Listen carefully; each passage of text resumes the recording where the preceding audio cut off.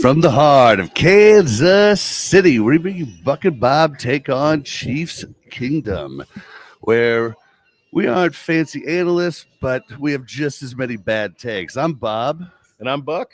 And today we are joined by special guest Tamba Hali, 12-year vet from the Chiefs, 5-time Pro Bowler, just a recent Chiefs Hall of Famer, all around awesome guy. What's up, Tamba? Hanging in there, Hanging in there? hanging in there. Having a good time?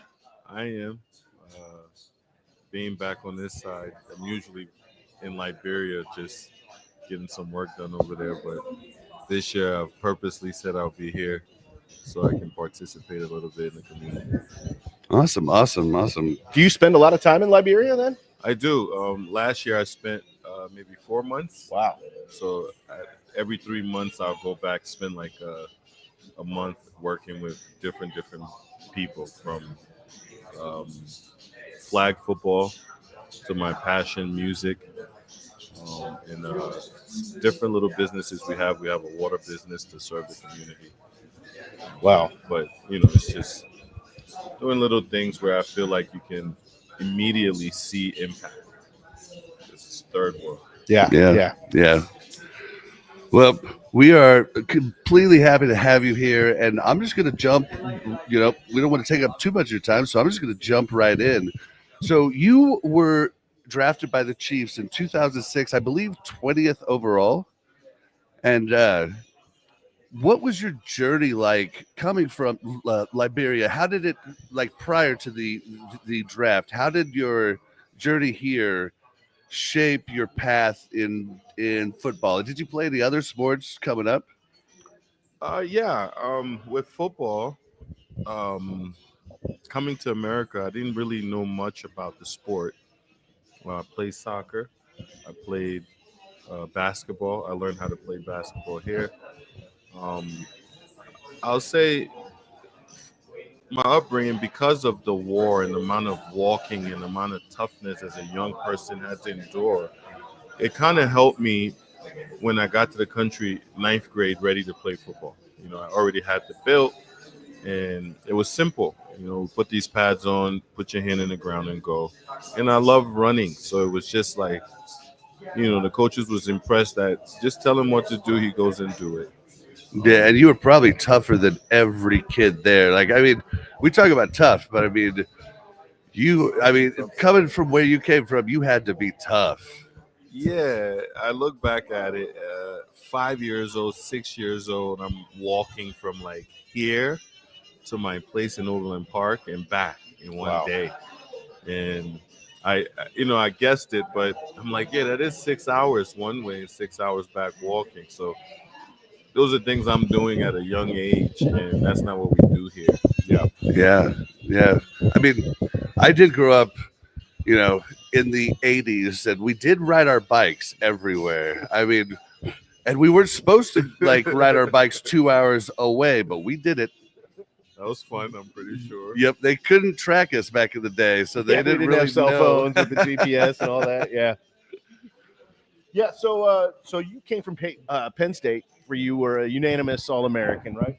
Yeah. So can you kind of go over how it was like transitioning from a college playbook to the NFL? The NFL, well, for college, since I got there, we ran a 4-3, so it wasn't too hard. You're talking about moving from a shade head up over the tight end to the outside of him or inside of him. Majority of the time, I was outside of the tight end, which wasn't hard. It's very easy for a pass rusher. This is what we're doing. When I got to the league, I did that for maybe a couple of years, and then I transitioned to playing outside linebacker, which now you have to learn how to get in coverage. You have to read coverage. You have to read the receivers, what they're doing, which guy you're going to be on if they're in motion. So, yeah, I had to become more of a student of the game because I wasn't going to make it no other way. Well, and that's one of our questions later, but we could jump into it now. I mean, I've talked about it on the show because I think a lot of fans of the game, of the NFL, don't actually understand the difference between a 4-3 defensive end pass rusher and a 3-4 outside linebacker pass rusher. So, to my knowledge, it's not something that everybody can do. It's a pretty hard transition. So, I remember when P Oli came and I was like, cool, we're gonna do the 3-4, and I thought to myself, I wonder if Tamba can do that. And you did end up doing it. And so, like, what exactly was that like? That had to be a ton of work to actually change after you'd played the 4-3 your entire life. I was fortunate. I had a great coach, Gary Gibbs. He's in Oklahoma now. He's retired. He coached for Oklahoma at one point. He might have been the head coach. I'm not too sure. Gary Gibbs. Yeah, we're not real Yeah, I'm not sure on sure. college. We watch a ton of NFL, but college there's too many games. Yeah, it's too much. So much to follow. He was my coach here. I mean, brilliant man. He pretty much would do the game plan for us by Tuesday. We'll pretty much know what the other team is doing. So during the transitional period, he would just put me out there, and he wouldn't give me too many instructions. He'd just go out there, if this guy move over, you just get in coverage. How to get in coverage, you just gotta do it. So I was lost for a little while, trying to figure out. And even if I make a mistake, it's like, nope, just stay out there. Just. So over time, it had to do more with the playbook than the ability to play. Because yes, I had to get a little thinner to be out there covering. But a 3-4 defense, you're pretty much like a linebacker. You could pretty much play middle linebacker, will linebacker, Mike linebacker. And it's always going to be based on what the scheme is for the game. Sometimes we're going to be rushing where the tight end is. Sometimes we're not, based on the different calls we're getting. Sometimes I'm going to be on the number 2 receiver up and out. Sometimes I have to take him across the field. If he goes all the way up past 10 yards and turn it up, I got to stay with him. So it was a little bit of learning curve there for a couple of years. Then I have Rabel, who came along, who knew, he knew the packages. He didn't even Oh have yeah, a pen and pad. You would be arguing with Gibbs in the meetings. yeah. Um, He played it for so long with the Patriots. he So did. So yeah, Vrab helped, and that's when I really had success because Vrab wanted me to. It's like just rush. I'll go to the side to cover, which any pass rusher would love that. were most of the packages where you were in coverage, were you doing zone, or did you ever have to do man? Man, I don't remember too much of our play call, but what I do remember, I may have the 2 up and out. So if he comes across before the 5 yard, I'll let him go because we got other linebackers that can pick him up. But if he runs a 10 and out or a 10 and he pushes up like a 7 route, I have to stay with him because Ooh. it's based on the coverage. You know what I'm saying? If there's only one safety back there, I'm gonna have to stay. If we have 2, then yes, I can zone under. He'll be on the top. But yes, if you have a back that's coming out doing a wheel route, you're gonna have to stay with that guy. Who was the toughest back you ever had to cover? Uh, Man, I didn't cover too many of them. I mean, in practice, I'll say Jamal because he's just fast. Oh, yeah. Charles, Yeah. yeah. Small Charles. Out of the backfield, Jamal was a problem. So practices, he'll get us doing that stuff. Well, that kind Yeah. of gives you an edge too, because you practice against the best. So when you have to see game day, you're not necessarily going against that guy. Yeah. That's awesome. I'm trying to think. I had so many follow-up questions about the 4-3 to the 3-4 because which one did you enjoy more? I like the 3-4 because it's similar to the 4-3 of me rushing outside of the tight end. They don't talk about it, but being head up over the tight end, like George may be missing 5 sacks because majority of the time he's head up over that tight end. Mhm. If he gets outside, he gets those sacks. Yeah. Because he's timing to see if this guy's going out for a pass, and the tackle's already waiting for him. So he's always late on the rush. Hmm. But I like the 3-4 better because if you're outside, it gives you head start, even if it's a run or a pass to get a step on the quarterback. Was that a tough transition though? Not just for you as the outside linebacker, but the whole defense in general. Was it a tough learning curve for everybody? I would say, I mean, the guys who was used to just being in the 4-3, they for the defensive linemen, we had to make the biggest transition. Um, as a team, I can't say we didn't like it. We liked it because you the offense have to guess sometimes. Yeah. Yep. They have to because you don't know if we're coming or not. We're Yeah. dropping 8, And you or don't we're know bringing where we're 5, coming from. 4, or blood. Yeah, so yeah, it's always a transition when you're changing up. But we had a bunch of like great players. You know, Eric Berry and Eric Berry, I have his jersey. yeah, He's a great. you have Derek Johnson, Justin Houston. We had a lot of Who really was the nose tackle? I'm trying to think of his name. Don Terry Poe. Yeah, Yeah. yeah. We had Don Terry. And we had to get Great, him to great really player. make that work, right? Like you have to have a guy that can hold down the like the nose right there. With Don Terry, when Don Terry came, my production got higher. Because I bet. prior to that, we didn't really have a nose. Yeah. You know, we had Ron when I first got in. Ron was getting much older, but when we drafted DP, I mean, he commanded two people. It was him and Alan Bailey. Those two Yep. guys commanded at least two guys to block him inside, which give Justin and I the leverage. All kinds of all kinds of room. Well, okay, so everybody asks this question, but it's a cool question. So, what was your welcome to the NFL moment early in your career? See, I wouldn't say this, but I'll say it now because we're all done. Is when I was in practice, and it was against what's the Tony Gonzalez. So Tony's having a hard time my rookie year blocking me. You know, I'm like a jack rabbit coming off the edge, but I know how to practice in the sense of don't touch the quarterback, whatnot, just get your move done. Tony forced me to the ground, took his knee, put it here to slow me down for 3 weeks. I was out. Oh, wow. Yeah, and we didn't. Nothing came out of it, but it was obvious. Tony's like this guy. Did he ever say, Welcome "Sorry to the about NFL." that, man"? I mean, he kind of tried, but it was, it's one of those things that's happening as it's happening. Mhm. So it's Yep. like, yeah, I'm sorry.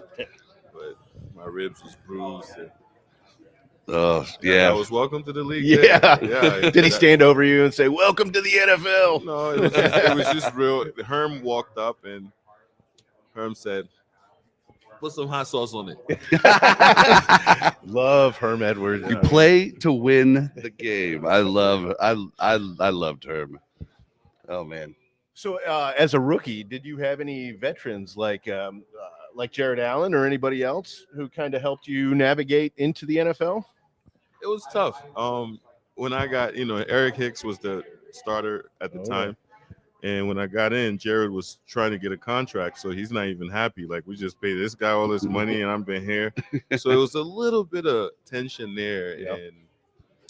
And Jared was not going to teach me. And Eric had apologized. He said, "Man, I'm sorry what happened those days." I said, "I understand." It was cutthroat. Yeah. They Yeah. brought me Yeah. in. I'm the first round. It's like, you're going to start. Eric, you're out. And it's like the guys they don't like it Yeah. at all.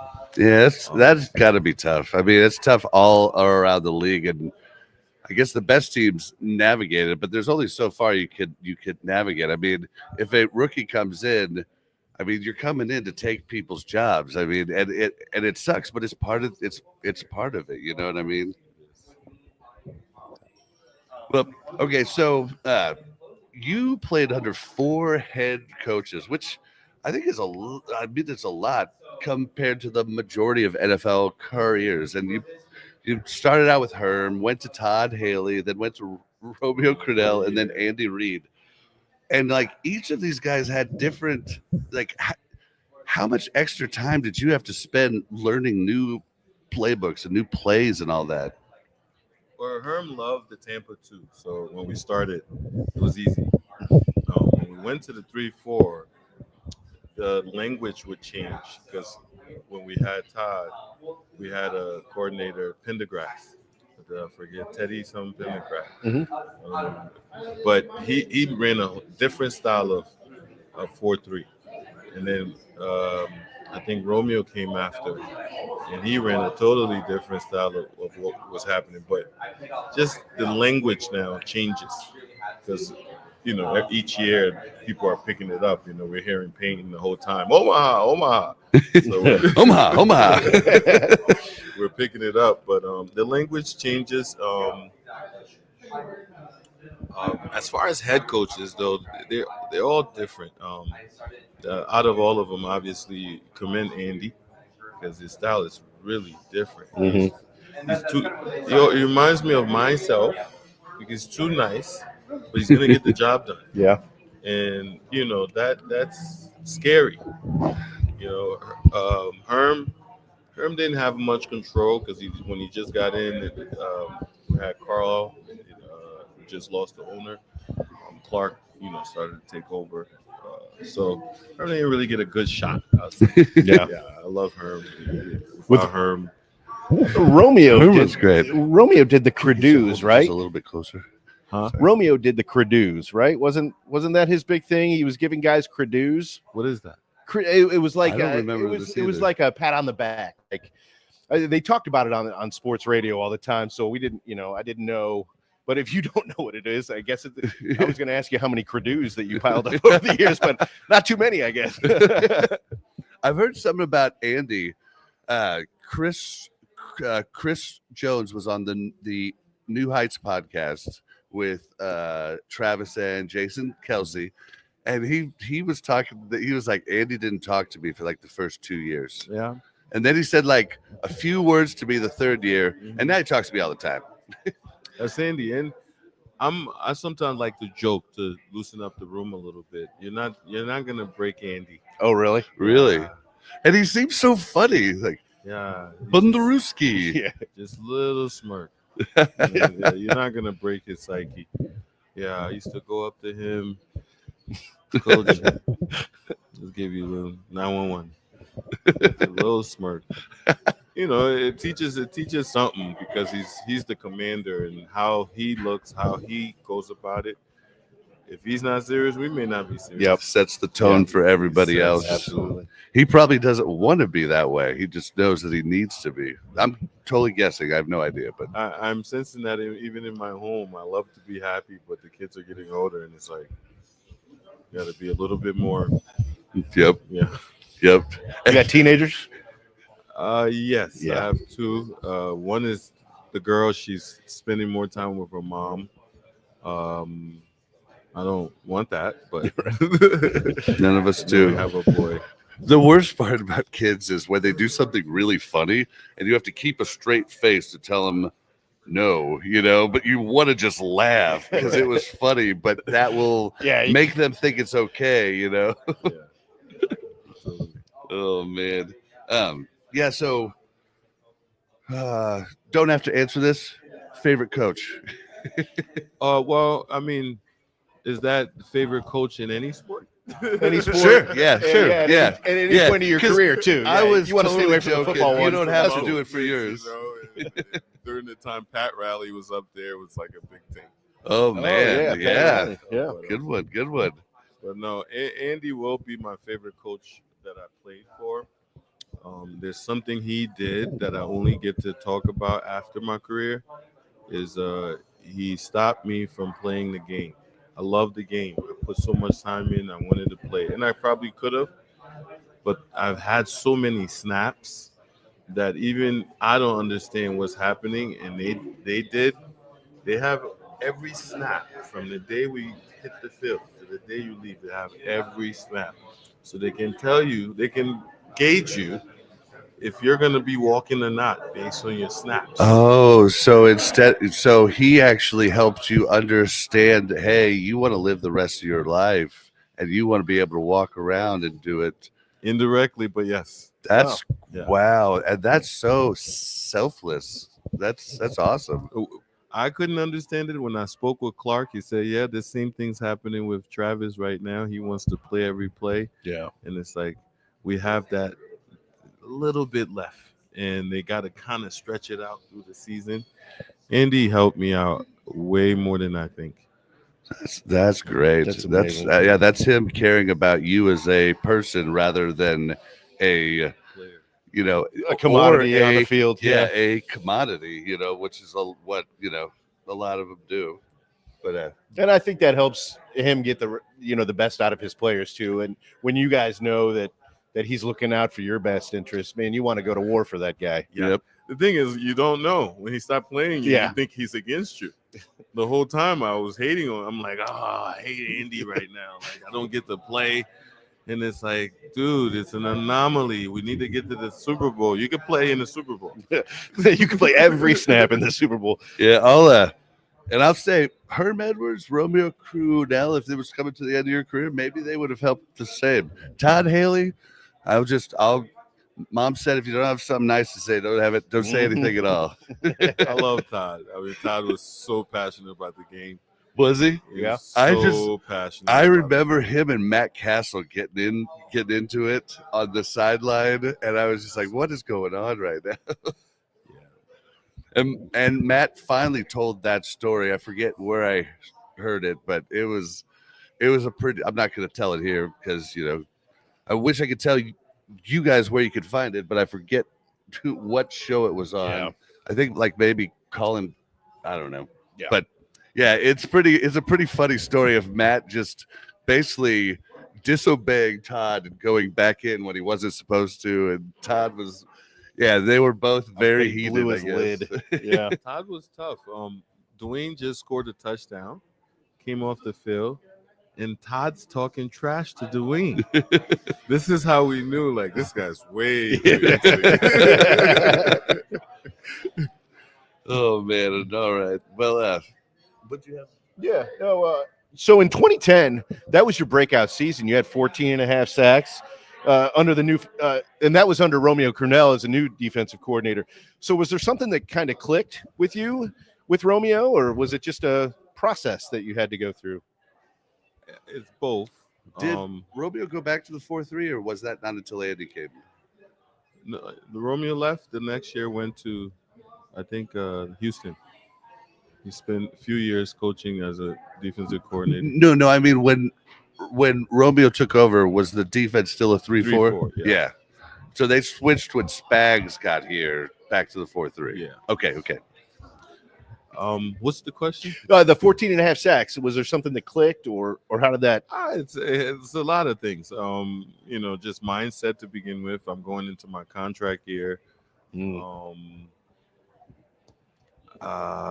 Joe Kim, the pass rush specialist, he came in and spent a lot of time with us, teaching us, techniques on how to beat the guy. Me working with the Gracies. Oh yeah, the Gracies. Oh, I forgot that you did that. Yeah. Oh my gosh! Wow, I used to grow up watching them before the UFC was the UFC. It was the ultimate. What was The it ultimate, called? I think it was the Ultimate Ultimate Fighting Fighting Championship. Championship. Yeah, Yeah. They created the UFC. Yeah. Yep. Yeah, and he Yeah, used to Dana White sit took over, there, yeah. and he would hold his gi, and he would just hold them there for like an hour and a half, and they just wear him out. That was So do you spend some forgot about good time with Hoist Gracie? Then he was the original. Henner and he don't. They're the grand Uh-huh. kids. Excuse me. They're the grandchildren from Helio. So Helio had 9 sons. The oldest son, I forget his name, but the oldest son is Henner and Hedon's father, and he's the one that the grandfather went through to pass everything. There's a huge story behind the Gracies. Oh, yeah. he wouldn't. Hoist was the one that I knew well. he wouldn't have any intimate life unless he was procreating. The grandfather, Yeah. and he had 9 of them. Wow. And then his wife couldn't have children. Yeah, and she was wealthy, so she allowed him to go out to do it. Wow. And then he'll bring the kids. Yeah. So I've been around those guys. They share some of these stories with me, but I think all of those things had to do with success in the league. It's just my mindset, the work ethic that came with it, and then favor from Romeo and the Chiefs organization putting me in the position to have success. Because that also has to work on your behalf. If they're not favoring you, Yeah. you could be struggling. Was Dante Poe? Did he come in like 2009? Don Terry? Yeah. When did that? No. Could When you did DP come? I'm not sure. It was. Yeah. It was. He wasn't here long enough. I know that. Yeah. It was. DP hurt his back. Because I know it was after I met my wife, and I remember seeing him in Cracker Barrel over by Olathe Station 30, the movie theater, and so it had to be after 2006. Don Terry Poole. Yeah, because I was just wondering if that lined up with your 2010 season. I had Tyson Jackson. Ah. Remember Tyson? I don't remember Tyson Jackson. I don't either. Uh-uh. He came from LSU. He was the 5th pick overall. And he played for the Chiefs? He sure did. But the Chiefs didn't draft him, right? The Chiefs drafted. The Chiefs drafted him. Tyson. Boy. So Tyson. I'm trying to think. See? Oh, yep. Yeah, I believe you. I just don't remember that. Yeah. That's Y'all don't weird. remember this? Oh, I No. do. I remember his face. So I played with him, and he started to get good, Uh-huh. and then they got rid of him, and I think then we got Don Terry. Yeah, and all If kinds we of would have kept Don older Terry, ones run together. it would have been a problem. Well, so 2012. 2012 is when he came in. Okay. And then in his first round of the 2012 NFL draft. So Yeah. 2012. That's not that long ago. I feel like Don Terry was here. 34. His back. Yeah, It's he's a big boy. maybe 2 or 3 years before I left. John Terry was suffering from some kind of disc injury. Oh, yeah. He missed the whole season. Mm-hmm. Missed camp, everything. And when you get that surgery, you can barely walk. I mean, I got back problems when that thing slipped. Mhm.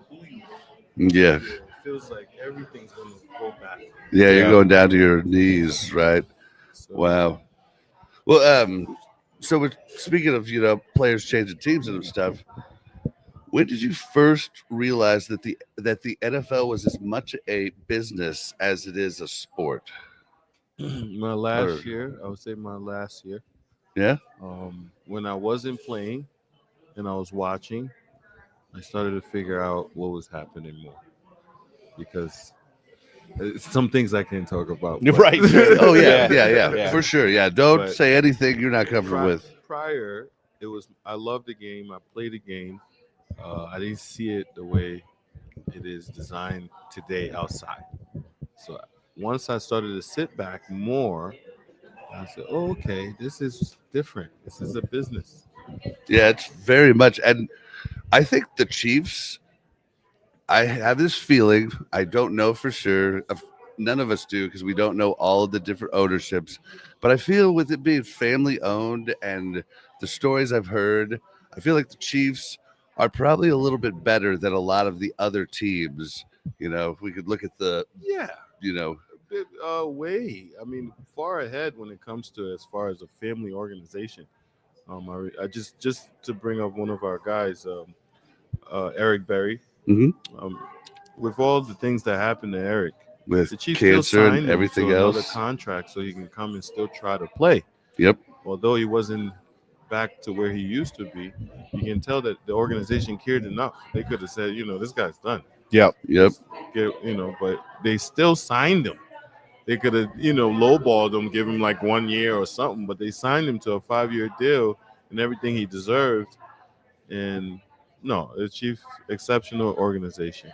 Yeah. So on that track, then, let's say the Chiefs weren't the team to draft you. If another team had drafted you, do you still think you would have played your whole career with that one team? Or I mean, I my know it's attitude impossible to probably say. would have been the same. Yeah. I'm more of a, my whole life, I go play, I go back inside. So it's really been like that. And I think the organization appreciated that. Most guys that came after me had a different lifestyle. Mhm. So they didn't last long here because of things like that. Yeah. But I wasn't so out and about. I think that in itself, says a lot. I mean, that's a huge thing. When everybody was saying, when Bolton hadn't been re-signed, I was going around telling everybody, we're for sure signing him. And I gave all of the stuff on the field, but a big point that I made is the Chiefs love guys that stay out of trouble. He goes home to his family every night, and you know, in interviews they even ask where he's going to watch big games. He's like, "Well, I'm just going to watch it at the house with the kids." I mean, like that's the type of guy we want here, rather than a party animal. I mean, yeah, that was kind of my mindset. That's what it was at Penn State. Having Joe is not easy. Joe was going to suspend me from camp for 3 games because I was in the car with a girl. I wasn't even breaking curfew, so it was tough. Yeah, and the captains had to get up and say, "Hey, coach, this guy wasn't doing anything wrong. You just got him out of the car." So yeah, I had this Pennsylvania mindset here where you go do your job, go home. You don't raise any suspicion of you trying to make more money or anything. So I think that helps the organization work with you more. It seems like that's a big thing that Andy and them look for. It seems Character. yeah, but it's crazy though too because Andy is awesome in the way that he'll give players extra chances, and I love redemption stories. I've loved last year when Hunt came back, like it brought a tear to my eye a couple big. times. It was so cool, It was. and like that's a redemption. We talk about Michael Vick, we talk about all kinds of players that he has helped, and it doesn't always work out. Some people you just can't help, but he gives them a chance, and that's what I love about he's got a big heart. Yeah, Andy has a big heart. Yeah. Yeah. You still keep in touch with Andy? I do. I'm able to send him a text here and there, and ask him questions. I wanted to go up there to Colorado when Prime got there, and he gave me his number. Yeah. Yeah, Prime just never replied. Well, next time you talk to him, tell him we said hey. All right, Appreciate it. I will. So looking back on your career, is there anything that you would do differently? Maybe it was a play, maybe it was a game. Is there anything that you would change? Yeah, I would have rested more. Yeah. Yeah, I mean, I was a workaholic. If we didn't if we didn't go to the playoff, which is most of the time, took a month off. So I was back. Working. I was either at Penn State working with those guys before the saga. Afterwards, I'll go to Miami or go to California and work up there. So I hated being out of shape. Yeah. It's harder to get back into shape than to just stay in shape. Yeah. I should know. So you were actually, workaholic. That's what happens to a lot of people that are really driven. You don't realize when you need to take a break and just relax. Mm-hmm. Take care of yourself a little bit. Yeah. It was hard to trust other trainers with myself. So it's like I knew what I needed. The only part was just rest. Yep. If I found a way to rest, my career would have extended. I just didn't.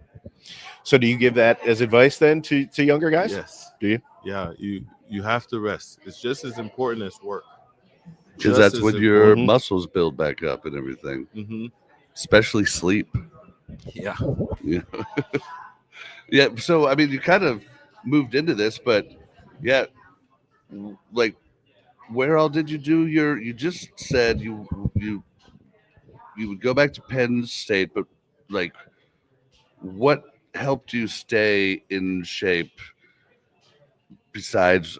I think you just kind of answered the question, but like, what helped you stay in shape besides not getting rest? I don't know. I am wording this So, like, what horribly. kind of regimen did you have that kind of helped? So let's say the season's ended in January. I take a month off. Earlier in my career, I'll go back like there's winter workouts right now that's happening. Well, where are we in April? So if it's February, it's winter workouts. Mhm. So I'll go up there and I'll work out with the team. I'll run with the team. They're doing 110s, half gashers. I'll do all of those things. And then what I knew, I will work with them. I would give the information out to them. And then I'll be back here a month before we have to be here. So it's April 20th. Usually we have to be here. I'll be here like around March. And then I'll work at the facility because we can go to the facility and lift and stuff. So I'll start that. And I'll be here the whole time throughout OTAs. And when we leave, I go to, it wasn't Penn State afterwards. You know, earlier in my career is Penn State. Later, it was go to California. For 6 weeks, I'm in California with Henner and Hidon. They have a Gracie University up there. Okay. And pretty much we're the same age. Mhm. And I'll create a regiment where we'll run at 7 in the morning. 110 yards. So I will sprint 110 yards between 22 and 28 seconds, and then 45 seconds rest. So we'll do about 10 of those in the first 10 of those Monday. The next Monday, 11. Then the next Monday, 12. Oh, Then wow. the next, so then on Wednesday is 300s. So we're 300 yards. So 100 here, 100 here, 100 here. So we'll line up in the sand, and it's 2 minute rest. So you get back, get there, Wow. 2 minute rest. We'll start with 5, and then the next week 6, then the next week 7. So How would- often did you puke during this? uh, You I did a was in couple shape. times, didn't you? At Penn State, when you get there, we do hit training. So yeah, Yeah. at that time, you're gonna puke. I don't care who you are. That happened to me in high school when you're first getting back into shape. It happened to me a couple times. And then Can't even imagine what you were Yeah. doing. in the morning we'll do that. Then at 11 o'clock, I have jujitsu for 1 hour. And then I have Joe Kim, who will come down for about 2-3 weeks to work with me. Then at 4 o'clock, we have handwork, hips and handwork. So we're on the beach doing handwork. And then at 7 o'clock, I got jujitsu again. And that's for 6 weeks before I get here for camp. Yeah. Okay, so that goes right into Leads his, right into the next his next question, question. Yep. So, Which we're super. We love that you do this. yeah, so you've been working with George Karloftis, Mhm. right? And specifically with jujitsu. Can you kind of explain how jujitsu helps you? How do you work that in? How does it help you in pass blocking and run blocking? So jiu-jitsu as a pass rusher, the first thing when you come in is you have an ego. Everyone feels like, oh, okay, I'm big, I can do whatever I want. So in jiu-jitsu, we humble you first. So we bring the smallest people. How to small was the person that first took you down? Well, Henry, they're 190. Oh, wow. So they asked the question, have you ever did any martial art? Usually it's no. You ever box? Maybe, but then they'll get on top of you and say, you can't punch us, but try your best to get out. So 190, and I'm about 250, 260, and I'm not getting out. So it's very convincing that got a lot of learning to do. But that first time you were like, oh, I'm going to nail this guy. Oh yeah, And then he gets on top of you and you're like, what is going on? you can't get out. Yeah. It's so real. Yeah, So, I took Taekwondo for 4 years when I was younger. Nothing like jujitsu though. It's more about keeping people. It's very defensive. It's about keeping people away. Anybody gets in on you, But I did wrestle in high school too, so I had a little bit of that. But jujitsu is a whole nother level.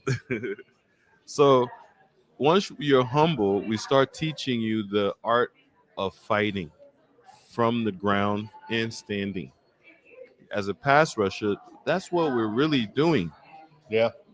But if you never fought professionally, you wouldn't understand. You're just trying to get around this guy. Mhm. So it teaches you how to face the fight instead of running from it. Most of the time, if you watch pass rushers, we're trying to run around the guy. Mhm. That is not how you rush. We're trying to run through the guy. Then, as we're doing that, find the edges with moving our hips and having great hand placement, or just conditioned hands so you can fight without thinking about what do I do. Yeah, muscle memory. Well, and Instinct, yeah. also, from what I've heard about jujitsu a lot, is the reason smaller people can take bigger people down is the main reason is because they're using their momentum and weight against them. Yeah. So does that help a lot with a pass rush? Like you've got a lineman, he thinks you're going to bull rush, but then you use I'm guessing, but you use his weight against him. In jiu-jitsu, you use the person's energy and you redirect it. So if they're trying too hard, you allow it. If I'm pushing you, you're like, okay, I'll just bring you where you want to go. So in theory, with pass rush, it's more leverage because he's good at what he does. So if you can just get an edge where he's not able to, for instance, just how we're sitting, right? If we was in a fight, it would be very hard for you to hit me because I'm like I've taken half of your side and I compromised it. Okay. So the fact that I'm only working half of man, it's a harder fight. If I was more in front of you, yeah, you have your hands, your feet, everything to work with. But now it's like you only have this to work with. Yeah. And it's teaching us how to leverage our opponent regardless of their size. And if we do that good, we'll have success when we should. It's a game within a game. So yes, you can beat the guy, but there's another game happening. The quarterback's throwing the ball, the timing, so where you are on the field. So sacks is designed a little different. You got to study those things. You're not just gonna get sacks. Right. We knew like between the quarterback has to hold the ball. We're on the 30-yard. They're on the 30, 40-yard line coming in. Has to hold it a little bit. Why? Because we're running out of field. But if they're coming out, he don't have to back up and launch that thing. That guy got to go get it. So there's a game within a game that you have to feel over time for sacks, because it's not just I'm gonna just go get it. Mm-hmm. Well, yeah. How did you end up, helping George? Did he reach out to you, or did you reach out to him, or did you guys just meet someplace and talk about it? And he was like, "Hey, I'd love to do this." I just my wife and I, we were at the 101 award, and Bino was working with the Chiefs at the time, and he came up to me and said, "Hey, I've been talking to George. He wants to talk to you. He wants to work with you." And I said, yeah. Here's my number. Give him my number. George immediately hit me. It's like, bro, I heard a lot about you. I want to learn everything from you. And George kind of have the same spirit as I. And you both came from different countries and stuff too. Like, that's interesting. And he'll show up. We usually show up at 6 a.m. Wow. So that's the first sign to know if you're going to be here long. So we work at 6 a.m., 7 a.m., and George is there. And he's shocked. He can't beat us. So it's shocking to him. It's like, my gosh. But he believed in it. I first did a lot of hand work with him, did a lot of footwork with him, a lot of hip flip with him, so he can understand this is what it is. Now, when you're in a fight, you got to remember to do it. Right. Because it's muscle memory of you just flipping your hips back and forth, working hand work. And he loves it. And he's seen it's improved his game. And he had a breakout year last year. I mean, just the Both years. Okay, so the it was the playoff game that I think Chris Jones wasn't in, and he had 5 sacks, I think, and I was just like, whoa! I mean, he was on fire. Maybe it was 3. When you I don't first remember. when you first started with Karloftis, your first training session, Mhm. did you bring in a 150-pound guy to We humble him? Did you really? We did. We brought in the sheriff, Tyson Kilby. He just opened up his school for jiu-jitsu. It's called Kilby, Huh. Kilbey. He's a sheriff in Johnson County, and so we brought him up. Tyson's a smaller guy, and I mean, that's the best way to do it. Oh, yeah. It just shows you straight up right off the bat. Oh, okay, this is something that works. yeah, and Tyson got on top, and George is trying hard, and it's like it's not happening. Yeah, so Humbling. Yeah, that is awesome. Okay, so do you work with any other Chiefs or NFL players, or have you over the years? I have. What happens is my coach Larry Johnson. He's from Penn State, but he coaches for Ohio State. Larry Johnson Sr. Senior. Yep. Yep. So at times I'll go up to work with him. He has a lot of former players that want to come and work with him, so I'll work with them in that fashion. Some of them has come up. We've had a kid named Christian from New Orleans. All right. He's local guy. He's from somewhere here in Missouri.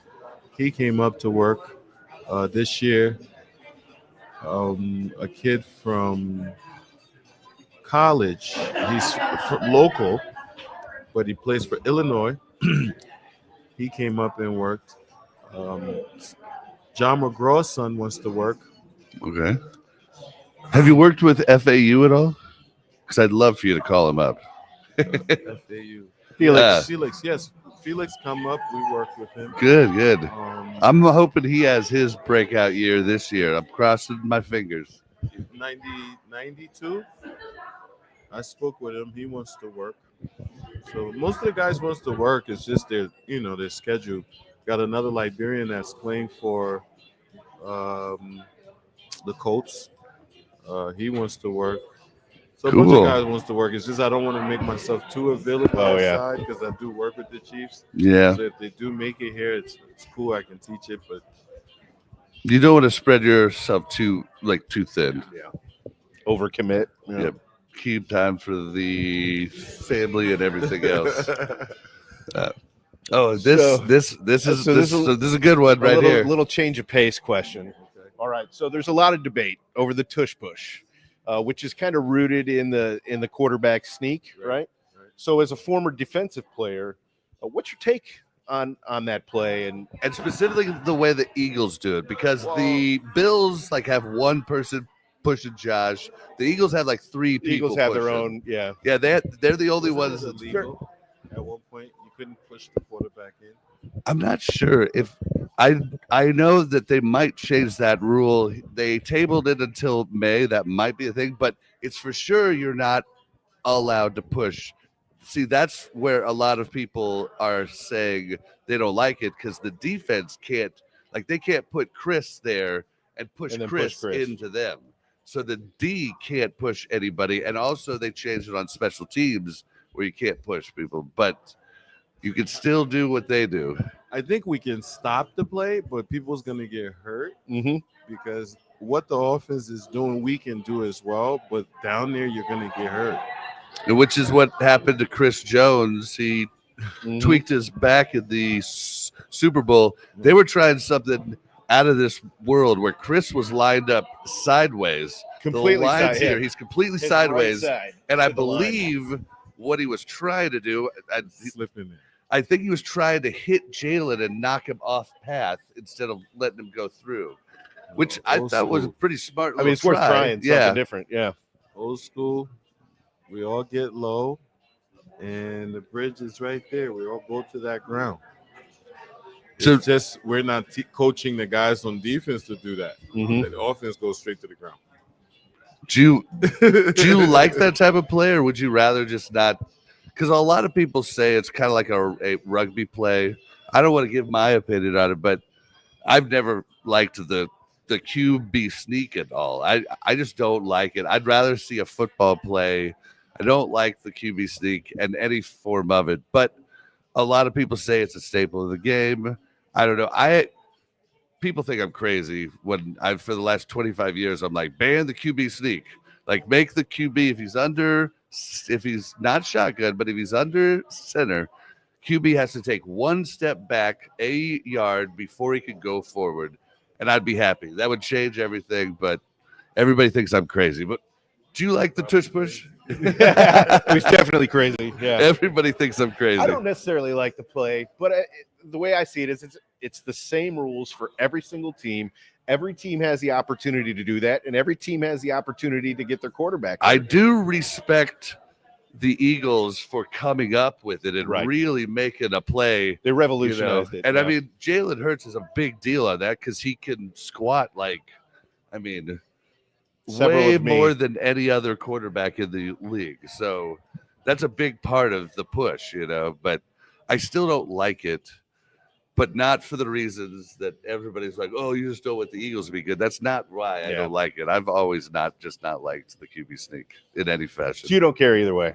Yeah, I don't think it matters for me. I think it's a challenge for someone to stop the play. Mhm. So, at least the NFL got to look into it and say if this is just a given, then it can't be. But apart from that, I think it's a good play. I mean, they found a way to score. You have to give it to them that they definitely found a cool, like it's an ingenuitive play. Definitely. You know what? It would be great if they take it away because now teams are going to go 4th and 1 and they're going for it. They're not getting off the field. Yep. Mhm. It's Yeah, like, and- we're going to run this play. Yeah. I like old school a bit more, but I don't know. We'll see what they do, but I do, I do respect it. So I have to say that Someone got to stop it. You got to find another Don Terry, and then this is over. Oh yeah, if Don Terry was in that game, I bet it would have been different. yeah, well, and that's where a lot of the controversy comes because lots of the owners that want it banned say it's for safety issues, but we really have only seen Chris Jones get hurt with it.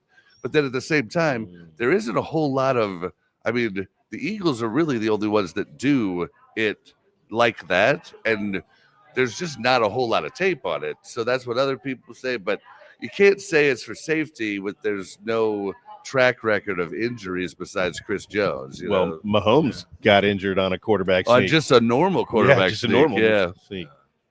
Yeah. See, yep. Get it out of here. Oh man. All right. Well, so since retiring, first off, what got you to stay in KC after retiring, and what have you been up to? You told us in the pre-show. I don't know if you told us about you traveling all over when we actually started recording, but what made you stay here? And what have you been up to? Well, I've been a traveler all my life. I met my wife here right around the same time I'm leaving football. So it's either I leave and try to get to another team because there was a 3-year contract that I got on for the rest, that I would sit. Mm-hmm. Right around 2016, I met my wife, and things have started happening fast. 3 months later, we're pregnant. Yeah. 10 years now we've been together. Our son is 9 years old. When you know, you know. Well, it's coming. It came. And so that was a big decision. Staying in Kansas City, I have a daughter. She's here, so I wanted to be in her life as well. Apart from that, between my wife, my daughter, the Chiefs paying me a lot of money. Does your son play football? Yeah, I have 4 sons. Do they all play?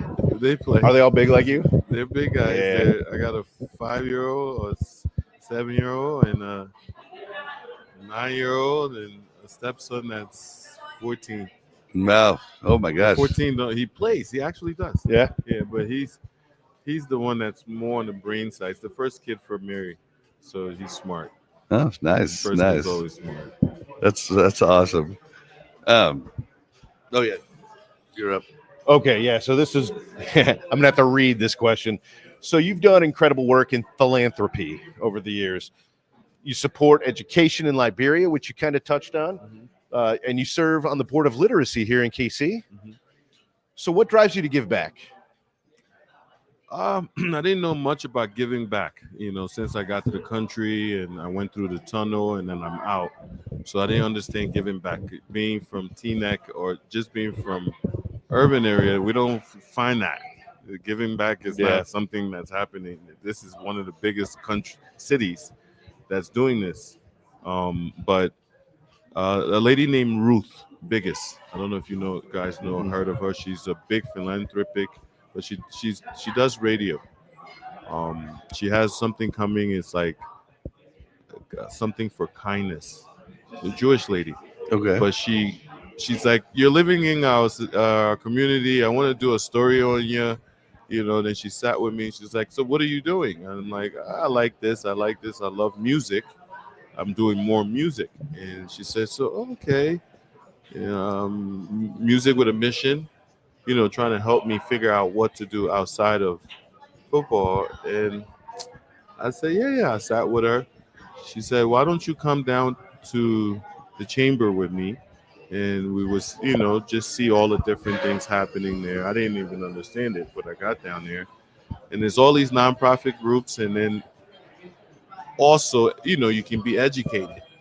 I wanted to learn a little bit about government. So I met a lady named Amy. And she got me into this government school. I did like 8 to 12 weeks, one class a week. And then I also, Amy was working for Literacy Casey.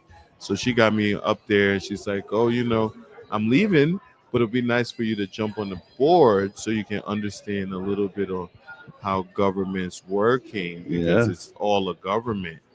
I said, oh, that's great. So I got on the board. There's a way to give back. I said, okay, my time, I can give some of my time. I can give some of the resources I have. And what caught me with Literacy KC was just the information. These are people that need to learn how to be literate to work in the workforce. Um, uh, Jillian, she pretty much briefed me on. She goes to these big people who have all the money and say, "Hey guys, if you guys don't help the society that's there and that doesn't read, that doesn't know, it's only going to affect you guys." Those guys are used to their lifestyle that Mhm. way. So it's probably important to make sure that the immigrants, the refugees, even the people that chose not to go through, but now they change their mind. There's an organization here educating them, bringing them up to par, putting them back into the workforce. And I thought that kind of goes with where I'm from as Yeah, well. it's Yeah. great. To help with that, it's That a great is- thing. They got a breakfast coming up too, I think, in a couple weeks here in May. Yeah, you have to, if you, I could throw information about it in the show notes of this show Okay, if you text it to me after this, I will. so I could add that. But Put the word out a little bit. so let's talk about Tamba Tunes. So TambaTunes.com is where you could go check it out, guys. But you started your music career with, is it Rumle Relume? Relume Records. Relume Records, and before you even stopped in the NFL, right? Yeah, 2011, I created a record label. I was working with a guy named Gilly the Kid. It's a big podcast guy right now, $100 million guy, a lot of money. How I don't know. Like us, right? But I started with him. He was an artist from Philadelphia. Philly has one of the best rap scenes in the country. Being up there at Penn State, I experienced it. Being from Jersey, it's all rap, Yep, So there in Atlanta, I think, are the two hot spots. Yes. So I gravitated to it, and I signed Gilly the Kid. I actually wanted to know how he was doing his rap. I wanted to learn because I heard Lil Wayne Mm. had went up to him and worked with him. So at the time, I had a guy named Marty Blazer. Rest in peace to him. He's passed. Um, Huge story there too. You guys should look into it. All right. But Marty, Homework. yeah, Marty Blazer the third. But Marty got me hooked up with him, and I started working with Gilly, and I'll go down to Philadelphia. But I was in ball, and I kind of, I knew this is way more money. So I'm like, bro, I'm gonna sign you, I'm gonna sponsor it, but I'm in ball, so I got to make this money while you do all this rapping, and it was cool. It went for a while. My lawyer kind of told me, it's like, Tamba, the guy is boycotted. Lil Wayne is running the game. He would never let this guy get in. So I kind of got the memo. So I backed up a little bit and finished off with Gilly. And when I retired, I thought maybe I'll do my own music because I am gifted musically. And I come across a Nigerian. This is when Afrobeat is just on the rise. A Nigerian producer, probably one of the best in the world. He comes in, he wows me. I mean, pretty much, I want to write my music, but he's like, it doesn't work like that. So he helps me write, this fundamental sounding music that was just, you listen to it, it's very easy on your ear. And I fell in love with it and forgot about what I was doing. So for a period of time, I'm just doing what the Nigerians are doing. And I think it came to a point I had to realize, he's like, dude, you got to go back to what you're doing because I've been giving this to you and you don't know how to come up with that. So, yes, it came a point I stepped back away from even trying to do artistry and say, pursue producing. I got in school right now. I'm in LA Film School for music production. Oh, cool. And I'm probably going to do filming as well afterwards. Awesome. Awesome. It's a lot to learn. All the, like the audio. I mean, and so I do audio for podcasts, and like that's tough. But when you go to vocals, I mean, we're talking like way more levels. So, like when I'm working on sound, uh, adjusting to change my voice, it's nothing compared to what you have to work with further down the line. I don't know how to explain it to people at home, but like you kind of listen to how things sound. You kind of move it back and forth. Well, I do it every day. I only do it with the 3 first dots, if that makes sense. You do it with all 7 or whatever Logic it is. or Pro Tools? I use uh, Adobe Audition.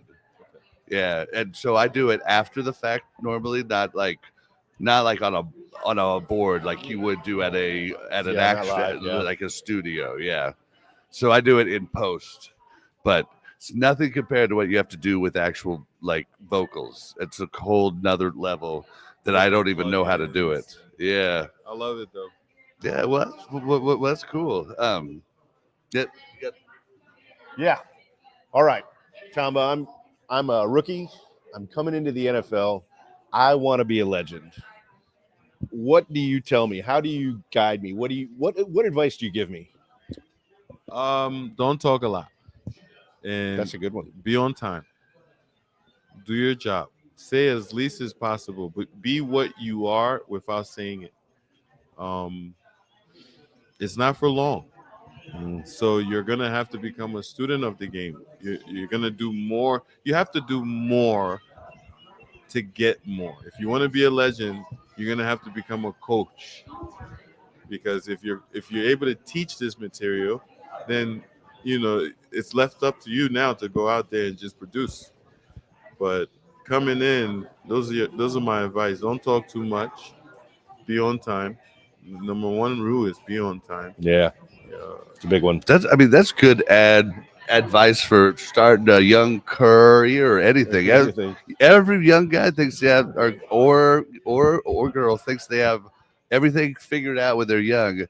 Shut up and listen to the people that have been there. You'll have your time to talk later. Yes. Yes. I totally, yeah, that's great advice for everybody. I'm motivated now. I'm ready to go. All right, well, we're about out of here. I've just got this some quick fire questions. Don't think too much, just answer. Ketchup or mustard? Ketchup, Hot dogs or burgers? burgers, Arrowhead Stadium barbecue, brisket or ribs? brisket, Sweet tea or lemonade? lemonade, Dancing to your own music or singing in the shower? dancing to my own music. Pineapple on pizza, yes or no? Yes, Oh, thank God. All right. Tailgate vibes, loud and rowdy or chill and relaxed? loud, Mhm. loud and Yeah. Chiefs red or Chiefs gold? gold. Nice. What if you could sack any celebrity in the world, anything, movie star, whatever, who in a fun pickup game, who would it be? Patrick Mahomes, Waffle fries or onion rings? waffles. All right, perfect. We were very close to all that, although I'm not pineapple on Oh, pizza. pineapple all the My way. brother Hey, is. pineapple All the pizza way. since Penn State. My brother loves it too. But all right, guys, so we're out of here. Tamba, do you have anything you'd like to plug before we go? TambaTunes.com and then anything else? Appreciate it, guys. Thanks for having me again. It's always fun sitting down and talking football. Apart from that, no, I don't have much else to say. Awesome. Well, thank you for coming, guys. If you want to find any of our links, Spotify, iTunes, YouTube, it's buckandbob.com, BUKNBOB.com. You can find everything there. And we're going to give Tamba his time back, and we will see you guys next week. Latest in the Minjay.